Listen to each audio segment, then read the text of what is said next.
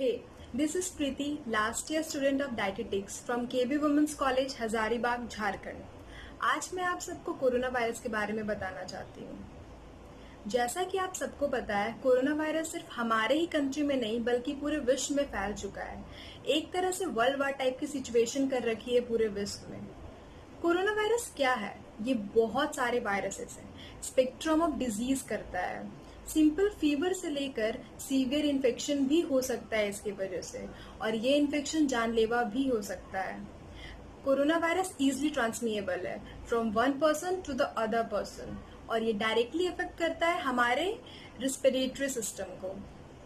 Now transmission. अब मैं आपको बताती हूँ कि ये किस तरीके से फैलता है। इनिशियल केसेस, सबसे जो शुरू के केसेस थे कि एनिमल्स यानी बैट्स के थ्रू ये ह्यूमंस में आए थे, और उसके बाद ह्यूमंस टू ह्यूमन कांटेक्ट के थ्रू ये काफी जगह पर फैल गया।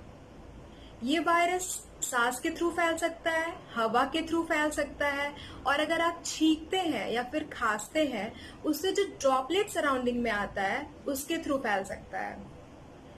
या फिर कोई भी इन्फेक्टेड या कंटामिनेटेड सरफेस आपके सराउंडिंग में हो, जैसे कि टेबल, चेयर, इस टाइप के कैसे भी सरफेसेस आपके सराउंडिंग में हो, उससे फैल सकता है। ऐसा माना जाता है कि कोरोना वायरस काफी घंटों से लेकर काफी दिनों तक सरवाइव कर सकता है। इसका मतलब ये उतने दिनों तक संक्रमण फैला सकता है। Now pathogenesis. अब मैं आप सबको बताती हूँ कि किस तरीके से ये वायरस आपके शरीर में बीमारी को फैलाता है। कोरोना वायरस आपके आंख, नाक और मुंह के द्वारा आपके बॉडी के टिश्यूज में जाता है, और आपके एयरवे के सेल्स जो कि लंग्स के सेल्स है वो काफी ज्यादा ससेप्टेबल है इस वायरस के लिए। ये वायरस आपके बॉडी के सेल्स में जाने के बाद आपके सेल्स पर हावी हो जाता है, और आपके बॉडी के सेल्स इस वायरस के प्रोटीन बनाने लग जाते हैं। फाइनली बहुत सारे प्रोटीन बनने के बाद ये सेल डिस्ट्रॉय हो जाता है, मर जाता है, और जो नए वायरसेस बने हैं वो बॉडी में रिलीज हो जाते हैं, और जो वायरस के कॉपीज है वो आसपास के सेल्स को नुकसान पहुंचाते हैं। साथ ही हवा के थ्रू वो पूरे इन्वायरमेंट में फैल जाता है। ज्यादातर केसों में कोरोना वायरस के इन्फेक्शन के बाद लोगों को फीवर होता है। फीवर एक रिस्पॉन्स है वायरस को खत्म करने के लिए।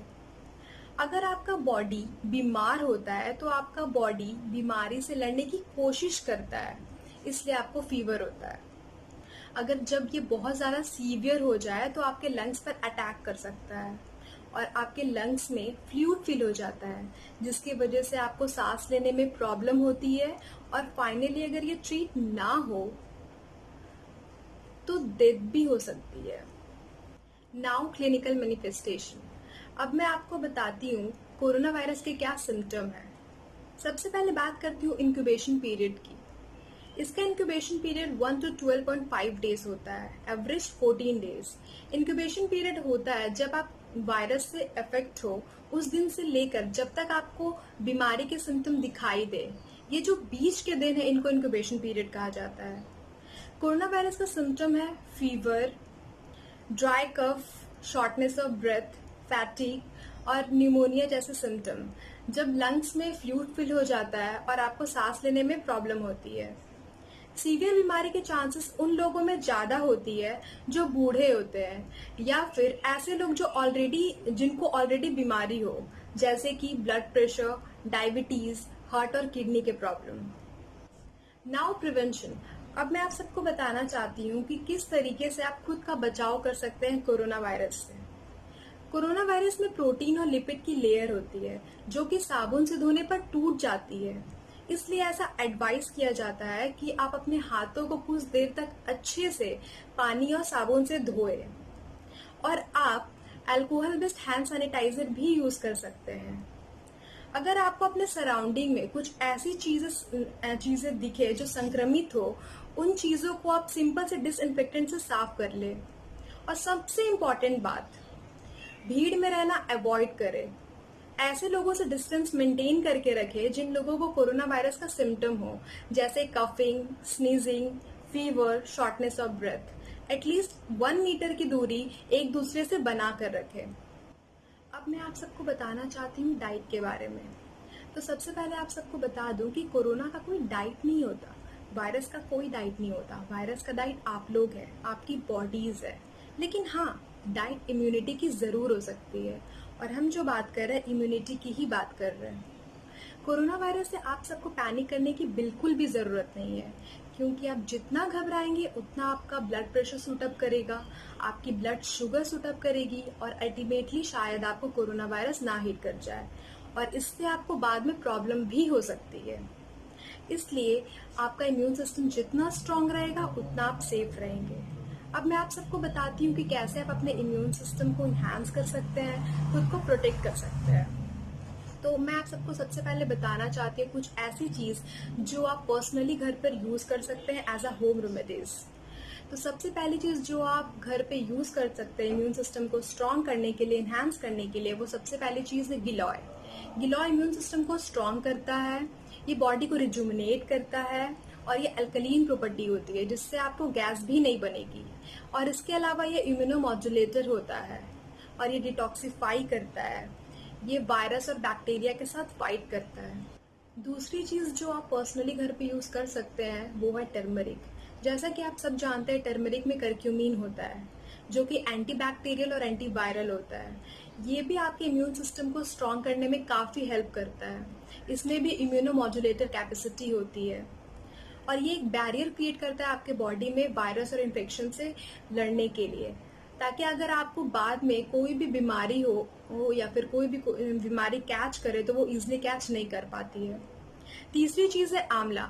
आंवला भी आपकी इम्यूनिटी को स्ट्रेंथन करता है, ये आपके मेटाबॉलिज्म को इम्प्रूव करता है, और इसमें बहुत सारे विटामिन सी होते हैं, किसी भी बीमारी से फाइट करने में हेल्प करता है। और अब मैं बताती हूँ कुछ ऐसी चीज जिससे आपकी इम्यूनिटी इन्हांस करेगी।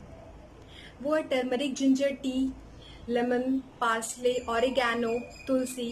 ये सब चीज़ों को आप बॉईल करके पिए तो इन सब चीज़ों से आपकी इम्यूनिटी बहुत इन्हांस रहेगी। ये सब हो गए बहुत सारे सप्लीमेंट। और कुछ चीजें जो आपको जरूर करना चाहिए, उनमें से सबसे पहली चीज है सनलाइट एक्सपोजर। अगर आप खुद को सनलाइट एक्सपोज नहीं करवाते हो तो वायरस और बैक्टीरिया किल नहीं होंगे। So that it is very very important कि आप खुद को सनलाइट एक्सपोज करवाएं। दूसरी चीज है, आप जितनी ज्यादा ठंडी चीजें लेंगे उतनी ज्यादा आपको प्रॉब्लम होगी। अगर आप जितनी ज्यादा आइसक्रीम खाएंगे, ठंडी पानी पिएंगे, वायरस आपको जल्दी असर करेगा। इसलिए कोशिश कीजिए कि कुछ दिनों के लिए आप गुनगुना पानी पिए, और कोशिश कीजिए कि एक दिन में कम से कम 3 से 4 बार गार्गल्स करें। आप डिस्पेरिन से कर सकते हैं, बेटाडीन से कर सकते हैं, सॉल्ट से कर सकते हैं।